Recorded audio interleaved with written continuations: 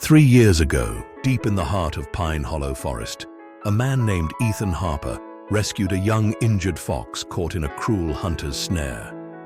Despite the odds, he nursed the fox back to health, earning its trust before releasing it back into the wild. Little did Ethan know that his act of kindness would sow the seeds of an extraordinary bond. A bond that would one day bring the fox, now named Ember, back to his doorstep, not alone, but with her 3 curious cubs. This story is about courage, redemption, and the unbreakable connection between a man and the wild. Before we dive in, comment below where in the world you are reading from today. The cold autumn wind rustled the amber leaves of Pine Hollow as Ethan adjusted his wool scarf, his boots crunching through the frost-kissed underbrush. The late afternoon sun filtered through the tall pines, casting long shadows across the forest floor. Ethan's old leather satchel bumped gently against his side, filled with the tools he used to maintain the wildlife trails he dedicated his retirement to preserving. As he reached a familiar clearing near a bubbling brook, a sound stopped him in his tracks. A faint, high-pitched yelp, muffled by the rustling leaves. His heart quickened. Years as a park ranger had taught him to distinguish between the playful cries of young animals and the desperate calls of distress. Following the sound, he pushed through the dense brush until he spotted a heartbreaking sight. A young fox, its fiery red coat smeared with mud and blood, lay trapped in an old, rusted leg-hold snare. The creature's eyes met his wide with a mix of fear and pain. "Easy now," Ethan murmured, dropping to his knees. "I'm here to help." Moving with deliberate care, Ethan set his satchel down and retrieved his multi-tool. The fox let out a soft whimper, but remained still, as if sensing his intention. The trap's jagged edges bit into her slender leg, and Ethan's jaw clenched at the cruelty of the device. Within minutes, he managed to free her, carefully wrapping her in a spare flannel shirt to keep her warm. "Let's get you fixed up," he said softly. Over the following weeks, Ethan cared for the fox, whom he began calling Ember for her vibrant coat. He set up a small pen near his cabin, providing her with food and clean water while treating her wound. Ember's initial fear gradually gave way to trust, and by the time her leg had healed, she would curl up near Ethan's feet, her once guarded eyes now calm and bright. The day came to release her back into the wild. Standing at the edge of the forest, Ethan opened the pen's gate. "Go on now," he said gently.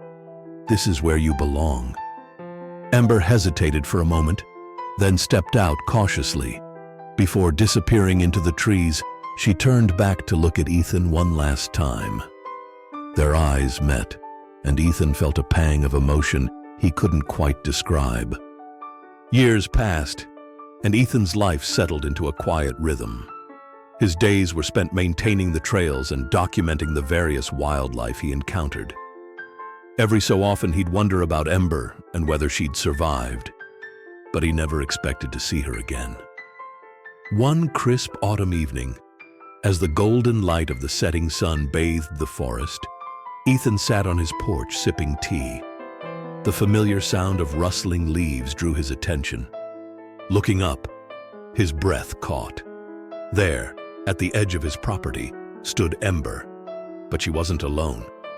3 tiny fox cubs tumbled out from behind her, their playful antics a stark contrast to their mother's calm demeanor.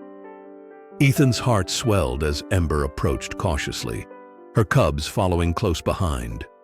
She stopped a few feet from the porch, her intelligent eyes locking with Ethan's. "Well, I'll be," Ethan whispered, setting his tea down. "Welcome back, Ember." As much as the reunion warmed Ethan's heart, his joy was short-lived. Over the next few days, he noticed signs that hunters had returned to Pine Hollow. Traps appeared along the trails, their cruel jaws hidden beneath leaves and dirt. Ethan knew that Ember and her cubs would be prime targets. Determined to protect them, Ethan set out to disarm the traps and install trail cameras throughout the forest. Each evening, he would review the footage, watching for any sign of poachers. One night, his fears were confirmed. The grainy footage showed a group of men setting traps dangerously close to where he had last seen Ember and her cubs. "Not on my watch," Ethan muttered, grabbing his gear. Under the cover of darkness, Ethan worked tirelessly to remove the traps and obscure the trails leading to Ember's den. He enlisted the help of a local wildlife officer who agreed to patrol the area and keep an eye on the poachers. But the hunters were relentless, their greed driving them deeper into the forest. One fateful night, as Ethan was checking his cameras, he heard a commotion near the den. Grabbing his flashlight, he sprinted toward the sound, his heart pounding. Arriving at the scene, he found Ember standing protectively in front of her cubs, her fur bristling as she growled at a shadowy figure holding a rifle. "Hey!" Ethan shouted, his voice cutting through the night. The man turned, startled, and fled into the darkness. Ember's growls subsided as she recognized Ethan, her tense posture relaxing slightly. "You're safe now," he said, his voice steady, despite the adrenaline coursing through him.